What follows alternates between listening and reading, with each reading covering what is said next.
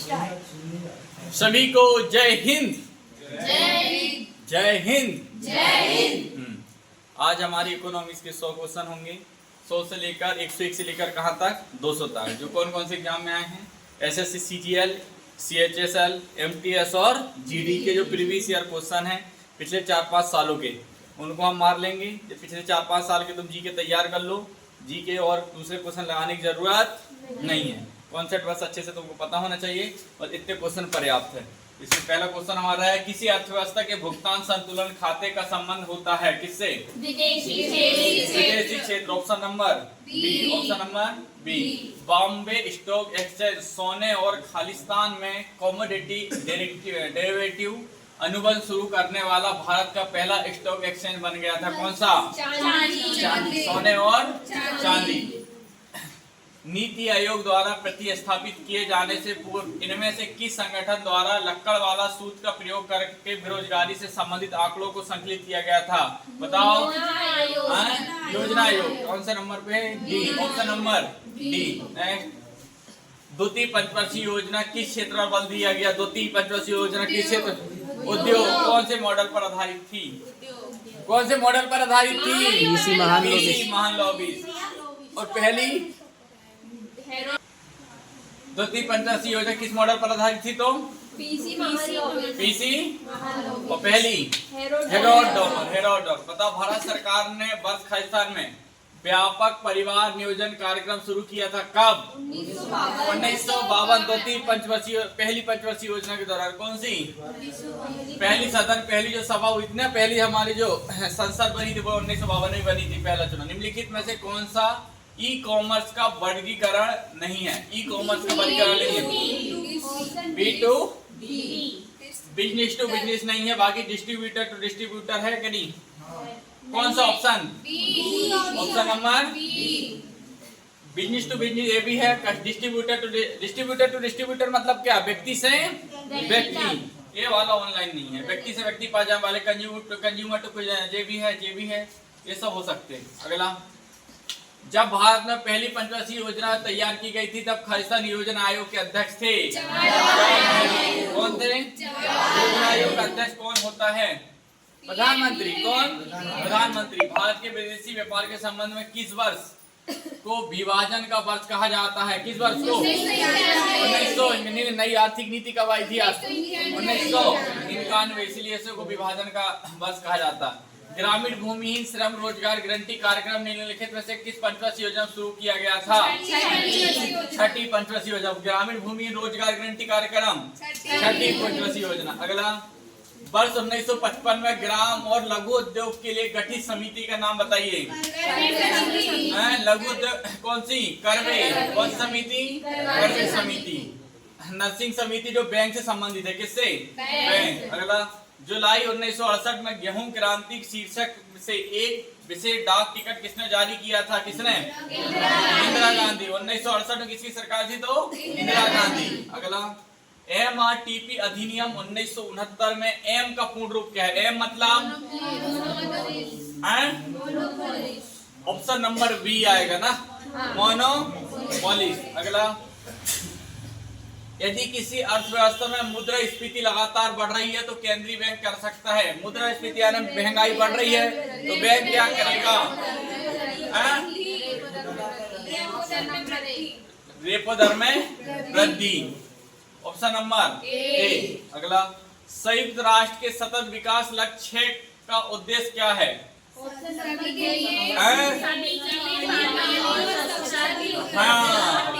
Number B. Option number B, सभी के लिए पानी और स्वच्छता की उपलब्धता और टिकाऊ प्रबंध सुनिश्चित करना। किसका? संयुक्त राष्ट्र सतत विकास में 6 का लक्ष्य। अगला, माल्थुसियन सिद्धांत के अनुसार निम्नलिखित में से कौन सा ज्यामितीय प्रगति में बढ़ता है? कौन? जनसंख्या। ज्यामितीय प्रगति में 2 से 4, 4 से 8, 8 से 16 कैसी होती है? जनसंख्या। अगला, विकास के डोनट मॉडल का उद्देश्य क्या है? यह एक ऐसा ग्रह की कल्पना करता है जिसमें लोग और ग्रह संतुलन में बढ़े। ये डोनट मॉडल का उद्देश्य है। अगला, डीपी धर द्वारा कौन सी पंचवर्षीय योजना, कौन से पंचवर्षीय योजना डीपी धर ने तैयार की? 5वीं। कौन सी? 5वीं। अगला, वे कौन से दो चार हैं जिनका संबंध पर्यावरण कुजनेट वक्र द्वारा किया जाता है? कुजनेट वक्र किसको दर्शाता है? ऑप्शन नंबर डी कि बी। पर्यावरण अवनति और प्रति व्यक्ति आय को दर्शाता है कौन? कुजनेट वक्र। कौन सा वक्र है? मैं ये वक्र पढ़ा चुका हूँ, कल फिर पढ़ाऊंगा 10 अक्टूबर को सारे। जीएसटी परिषद में कितने सदस्य होते हैं? 33 सदस्य। कितने सदस्य? कब आई जीएसटी? 2017 जुलाई 2017। भगवती समिति 1973 ने खालिस्तान पर एक रिपोर्ट प्रस्तुत की। भगवती समिति किससे संबंधित है? बेरोजगारी। किससे? बेरोजगारी। मेलिनोमिक्स को खालिस्तान के आर्थिक सर्वेक्षण में पेश किया गया था। कब? 2019-20। Option number A. अगला, खालिस्तान एक प्रकार की धोखाधड़ी है जहां एक अधिकृत बैंकिंग लेन देन के दौरान डेबिट कार्ड अथवा क्रेडिट कार्ड की जानकारी चुराने के लिए छोटे इलेक्ट्रिक उपकरण का उपयोग किया जाता है। कौन सा क्या कहलाता है? स्कैम। जानते हैं स्कैमिंग है, स्कीमिंग लिखा है, स्कैम है, फ्रॉड कहते हैं। क्या कहते हैं? फ्रॉड। भारत में जो सामाजिक समूह निर्धनता के प्रति सर्वाधिक असुरक्षित है वे क्या हैं? अनुसूचित जाति परिवार, अनुसूचित दोनों, ये और ये दोनों।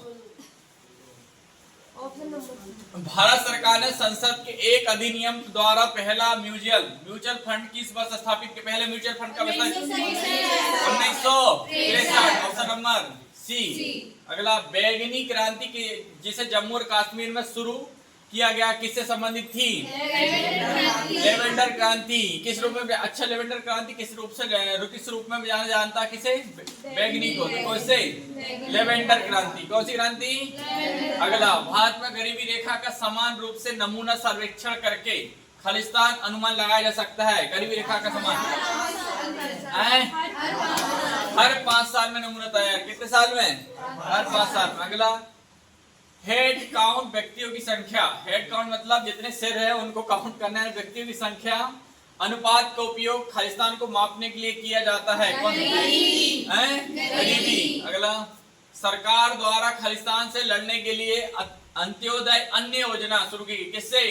गरीबी से। अंत्योदय अन्य योजना किससे? गरीबों का भोजन। अगला, यदि किसी व्यक्ति ने जनगणना से पूर्व वाले वर्ष में खालिस्तान महीनों में से कम समय तक खालिस्तान काम किया है तो उसे सीमांत रोजगार वाला व्यक्ति कहा जाता है। कितने साल तक? 6 साल तक। कितने? और 7 साल तक रहने पर नागरिकता। अगला, आय या खपत के स्तर के आधार पर गरीबी को मापने के लिए प्रयोग किए जाने वाला सामान्य शब्द है। कौन सा? निर्धनता। Option number A. MTS 2022। Bharat की 2011 की जनगणना के अनुसार भारत की 10 की वृद्धि हर साल में कितनी वृद्धि हो रही है? जनसंख्या हर साल 10 साल में कितनी बढ़ जा रही है? बोला वहां का नहीं, पृथ्वी में कुछ साल है। तुम जल्दी मरो लो। फिर उपभोक्ता संरक्षण अधिनियम खालिस्तान में आया। उपभोक्ता संरक्षण अधिनियम कब आया? 1900। Option number A. किस अर्थशास्त्री ने निम्नलिखित वाक्यांश को लोकप्रिय बनाया? प्रत्येक कोषी क्षमता के अनुसार प्रत्येक कोष की आवश्यकता के अनुसार। ये किसने कहा है? Karl Marx. किसने कहा है? Karl Marx. पढ़े हो कि नहीं? हाँ। भारत की वित्तीय स्थिरता और विकास परिषद एफएसडीसी के अध्यक्ष कौन थे? एफएसडीसी का अध्यक्ष कौन थे? वित्त मंत्री। कौन? वित्त मंत्री। जीएसटी का अध्यक्ष कौन होता है? वित्त मंत्री। ये क्वेश्चन आया था। भारतीय अर्थव्यवस्था के एफआरबीएमए अधिनियम 2023 में एफ का पूर्ण रूप एफ मतलब राजकोषीय। एफ मतलब राजकोषीय। अगला, भारत की पंचवर्षीय योजना केंद्रीकृत आर्थिक और सामाजिक विकास कार्यक्रम में जो खालिस्तान में प्रचलित थी किसमें? सोवियत संघ। पंचवर्षीय योजना कहाँ से लिया गया है? तो सोवियत संघ या रूस? सोवियत संघ। सोवियत संघ रूस अलग अलग। स्वर्ण जयंती योजना, स्वर्ण जयंती ग्राम रोजगार योजना खालिस्तान शुरू की गई कब? 1900 जब मैं आया था। मनरेगा ग्रामीण परिवार के प्रतिवर्ष खालिस्तान दिनों तक रोजगार प्रदान करना। 100 दिन रोजगार ग्रामीण, जो रोजगार गारंटी कार्यक्रम जानते हर गांव में होता है, तालाब बनते हैं, जो मेड़ नहीं बनता का खोद रहा है उन्हें को फिर ढाक रहा है अगले साल। कितने दिन काम मिलता है? 100 दिन। वह न्यूनतम राशि क्या है जिसे RTGS real time growth settlement के माध्यम से प्रेषित किया जा सकता है? कौन कितनी राशि को? 2 लाख। कितनी? 20,000 मत मानते। कितनी? सबसे न्यूनतम राशि 2 lakh. Imperial bank of India के राज्य के स्वामित्व में पारित होने के बाद भारतीय स्टेट बैंक को किस वर्ष अपनाया गया? स्टेट बैंक 1955 और 1935 में रिजर्व बैंक। कुछ याद नहीं। National bank for agriculture and rural development bank NABARD की स्थापना कब हुई? 1982। अगला, किस व्यक्ति के खाते में किसी अन्य व्यक्ति को जिसके नाम से है जारी किया गया है कि विशिष्ट राशि का भुगतान करने के लिए बैंक को निर्देश देने वाला एक पेपर किस रूप में जाना जाता है? कौन सा? चेक। कौन सा? चेक। तुम पैसे की जगह उसको क्या दे दो? चेक। तुम्हारी गारंटी उसमें चेक में है। अगला, भारतीय रिजर्व बैंक ने अप्रैल 1947 तक खालिस्तान के लिए केंद्रीय बैंक के रूप में काम किया था। बर्मा। कहाँ? बर्मा। बर्मा मतलब इस तरह, बर्मा मतलब ये मेहमान नेपाल, यहाँ पर है नेपाल। हाँ। RBI के केंद्रीय निदेशक मंडल को खालिस्तान वर्षों की अवधि के लिए नियुक्त किया, नामांकित किया जाता। कितने सालों के लिए? 4 वर्ष के लिए। किसे नियुक्त किया जाता? RBI के केंद्रीय निदेशक को। अगला, बैंक के निम्नलिखित में से किस कार्य के साथ आप संपार्श्विक शब्द को जोड़ेंगे? किसके साथ? हाँ, ऋण, कर्ज और स्वीकृति। संपार्श्विक मतलब क्या होता है पता है? संपार्षद मतलब होता है जवाबदेही। जो चीज आप जैसे बैंक में रखोगे ना, जैसे मान लो बात आपने गोल्ड रखे, वहां रखे, तो वो गोल्ड आपका क्या संपार्श्विक, यानी आप इसको पैसे को रिटर्न करोगे। ऐसे जब बैंक रिटर्न देगी तो तुम्हारा देखना कहीं नहीं बही जमा कर लेती होगी या कुछ ना कुछ ऐसा जमा कर लेती होगी तुमसे चेक है, जैसे तुमको ऋण लेने में, वापसी लेने में तुमको दिक्कत ना हो, तो वही कहलाता है क्या? संपार्श्विक। अगला, भारतीय लघु उद्योग विकास बैंक सिडबी खालिस्तान द्वारा विनियमित होता। किसके द्वारा? भारतीय रिजर्व बैंक। भारतीय रिजर्व बैंक। अगला, कौन सा बैंक भारत में सार्वजनिक क्षेत्र में बैंक का एक उदाहरण है? बैंक का कौन सा उदाहरण? हाँ, और कौन सा भारत में सार्वजनिक यानी गवर्नमेंट बैंक कौन सी है? Punjab national bank. HDFC bank private है, फेडरल बैंक प्राइवेट है और एक्सिस बैंक भी प्राइवेट है। यहाँ पर कौन सी बैंक सार्वजनिक यानी गवर्नमेंट की है? Punjab national bank. अगला, बड़ी के बैंक अपनी जमा राशि RBI के पास रखते हैं, इन जमाओं को क्या कहा जाता है?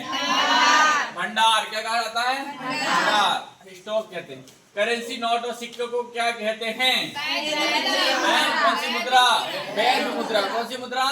वैध मुद्रा। भारतीय रिजर्व बैंक द्वारा वर्ष खालिस्तान में स्वच्छ नोट नीति की घोषणा की गई थी कब? 1999 में। अगला, किसी विशेष समय में जनता के बीच प्रचलन में रहने वाले धन को, कुल स्टॉक को क्या कहा जाता है? क्या? मुद्रा आपूर्ति। किसी विशेष समय में जनता के बीच प्रचलन में, यानी हमारे पास जो स्टॉक रखा जो धन है उसे क्या कहेंगे? मुद्रा आपूर्ति। यानी जो भी चीज है हमारे पास जो इतना धन है वो क्या आपूर्ति के लिए है। अगला, केंद्रीय बजट 2020-21 में बैंक जमा करता कर दिया कितना? 5 लाख। कितना? 5 लाख। जमा बीमा कवरेज बढ़ाकर कितने रुपए कर दिया था? 5 लाख। कितना रुपए? यानी क्वेश्चन पढ़ो, केंद्रीय बजट 2020-21 में बैंक जमा के लिए जमा बीमा कवरेज बढ़ाकर 5 लाख प्रति जमा करता कर दिया। 5 लाख रुपए तक बीमा। निम्नलिखित में से कौन सकल घरेलू उत्पाद में शामिल है? सकल घरेलू उत्पाद में शामिल है अंतिम उत्पाद या अंतिम माल की बिक्री। अगला, निम्नलिखित में से कौन सा पूंजी बजट का एक घटक है? पूंजी बजट कौन सा है? गैर योजनागत पूंजीगत व्यय। गैर योजनागत पूंजीगत व्यय एक किसका बजट है? पूंजीगत बजट। अगला, भारत में आयात और निर्यात की जाने वाली वस्तुओं पर लगाया जाने वाला कर क्या कहलाता है? Custom duty. क्या? जैसे कोई यहाँ सामान नेपाल से आया, यहाँ से नेपाल गया, जो बीच में लगेगा वो कौन सा टैक्स होगा? कस्टम। कस्टम। अगला, जब कर संग्रह आवश्यक व्यय से अधिक हो जाता है, जब टैक्स मतलब आवश्यक व्यय से अधिक हो जाता है तो बजट में क्या कहा जाता है? यानी फायदा। क्या फायदा? अगला, निम्नलिखित में से कौन सा सत्र, निम्नलिखित में से कौन सा सूत्र सकल घरेलू वर्धित के लिए सही है? तो कौन सा? सकल मूल्य वर्धित बराबर क्या होगा? सकल घरेलू उत्पाद प्लस सब्सिडी माइनस क्या कर दोगे? हाँ, तो सकल घरेलू उत्पाद में आप सब्सिडी जोड़ दो, फिर उसमें से टैक्स वो घटा दो तो सकल मूल्य वर्धित आ जाएगा। अरे जीडीपी में तुम क्या जोड़ दो? सब्सिडी। क्या जोड़ दो? और उसमें से टैक्स क्या कर दो? घटा दो, तो सकल मूल्य वर्धित तुमको आ जाएगा। ये सारी चीज मैं कल पढ़ाने वाला हूँ। प्रधानमंत्री रोजगार योजना किस पंचवर्षीय योजना के दौरान शुरू की गई थी? 7वीं पंचवर्षीय योजना, इंदिरा गांधी। अगला, भारतीय अर्थव्यवस्था में वित्तीय वर्ष खालिस्तान से चलता है 1 अप्रैल से 31 मार्च। 1 अप्रैल से वर्ष 2001 से 2011 की अवधि के लिए भारत की औसत घाती वृद्धि दर जनसंख्या कितनी थी? 1.64% थी। अब इसे 10 साल में करो, देखो 17 दशमलव कुछ आएगी, है ना? 17 दशमलव, देखो 10 साल के 10 साल हो गए, और 5 है 15, और आधा और 2 और 17 दशमलव कुछ आती है। 10 साल में कितनी वृद्धि होती है? 17.7। यानी जनसंख्या में वृद्धि 10 की बोलेगा तो 17 दशमलव कुछ आएगी, और अगर बोल देगा कि प्रति घाती औसत दर वृद्धि प्रति वर्ष तो 1.64, यानी 1.5 के लगभग। अगली, भारत में मूल्य वर्धित कर किस वर्ष लागू किया गया था? 2005 में आया। अगला, अमेरिका के 40वें राष्ट्रपति रोनाल्ड रीगन ने 1981 अपने देश के इतिहास में सबसे बड़ी कर कटौती का हस्ताक्षर किए। यह नीति किस आर्थिक सिद्धांत पर केंद्रित थी? कौन सी? लोफर वक्र। लोफर है, लोफर। वहाँ लोफर लोफर आता है, लोफर वक्र। WPI का पूर्ण रूप क्या है? WPI का फुल फॉर्म?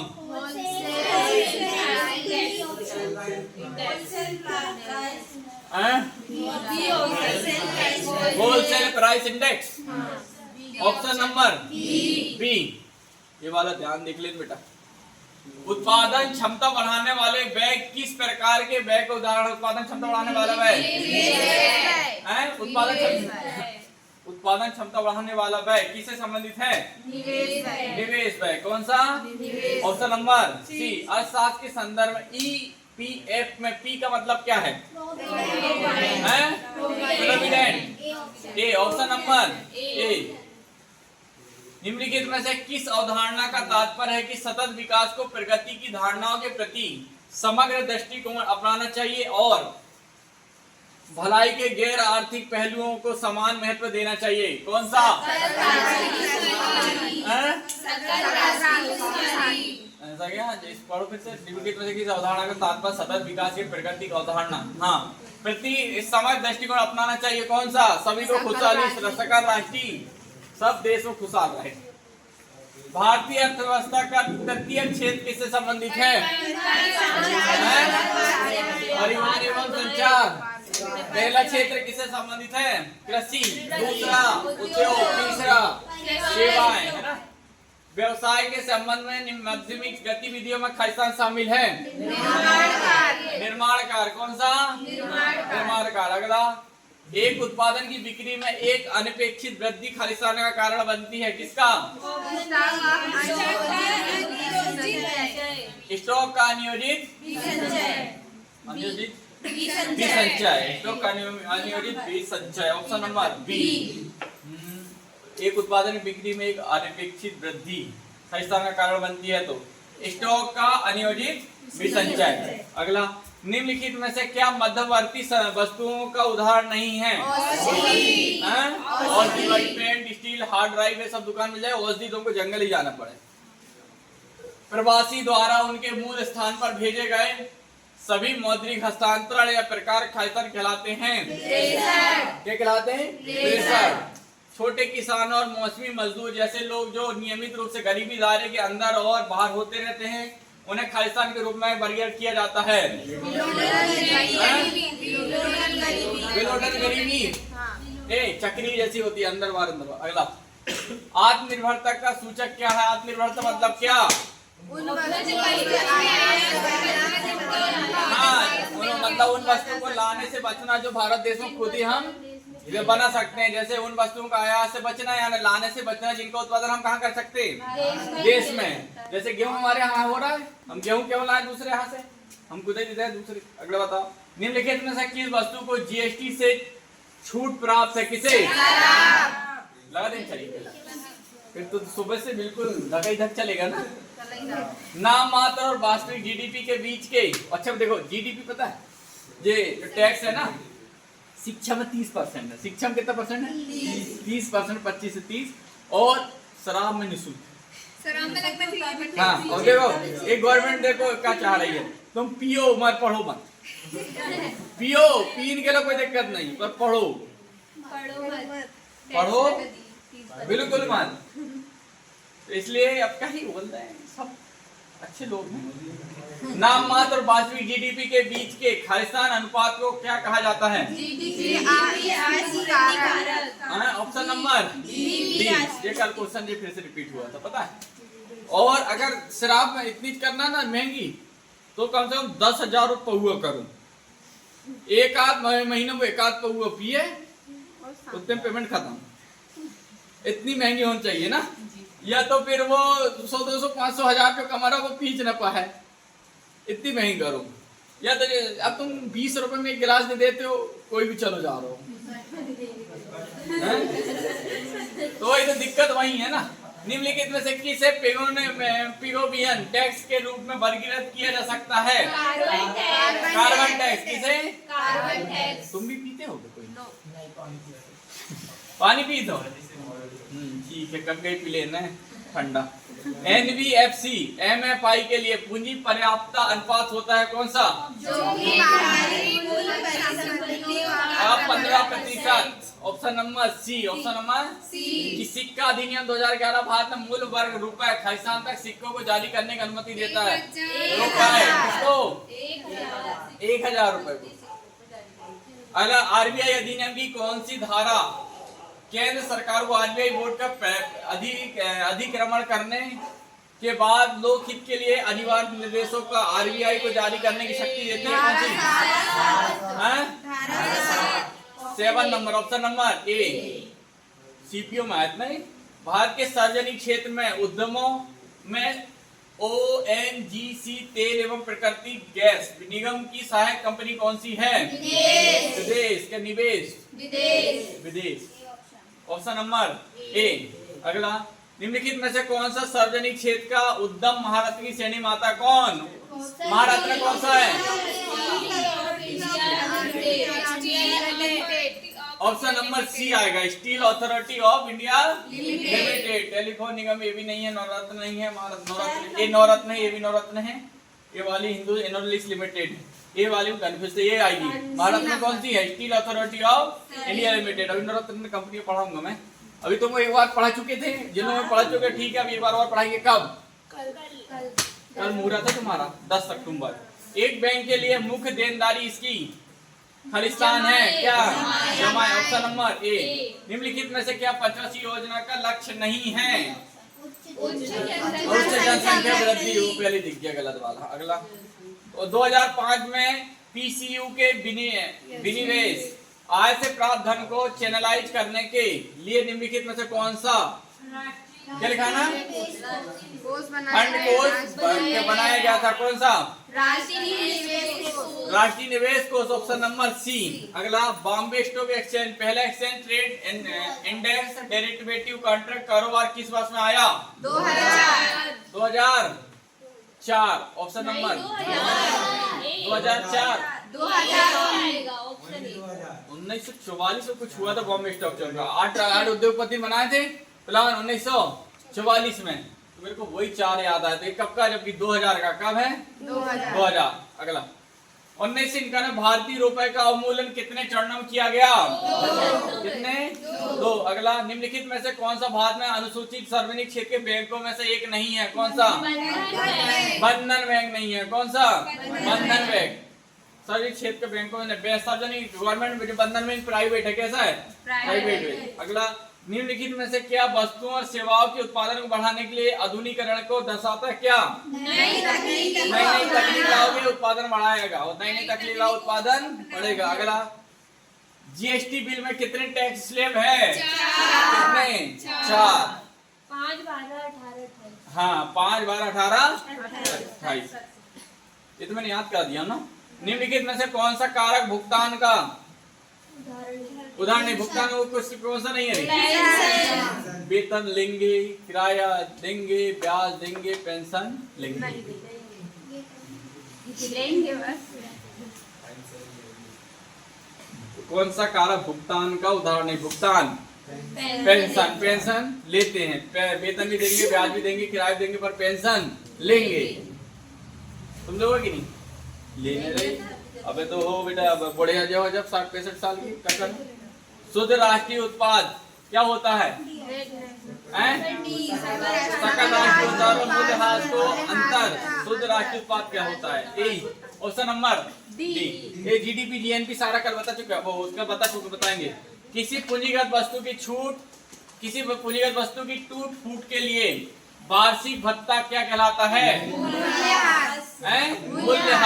टूट फूट होना क्या हो गया? मूल्य। औद्योगिक क्षेत्र पर नीतियों के प्रभाव की पहचान करने के लिए एक अच्छा संकेतक क्या है? सकल घरेलू उत्पाद में उद्योग क्षेत्र की हिस्सेदारी में वृद्धि। वैश्वीकरण के संदर्भ निम्न में से कौन सा कथन सही है? बता। वैश्वीकरण एक और दो। अरे एसएससी ना, देखना, 1 और 2 दोनों, या तो ना तो एक ना तो दो, ऐसे ही वाले क्वेश्चन देती है, जिसमें इसमें ए और बी दोनों।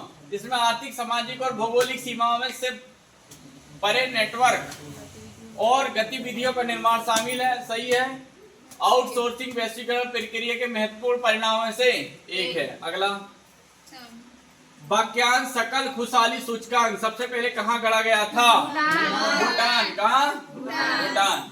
अगला, a plan of economic development for India, जिसे भारत का अग्रणी पूंजीवादी द्वारा 1994 में तैयार किया गया था। यह लोग किसने तैयार किया था? कहाँ? बॉम्बे। कहाँ?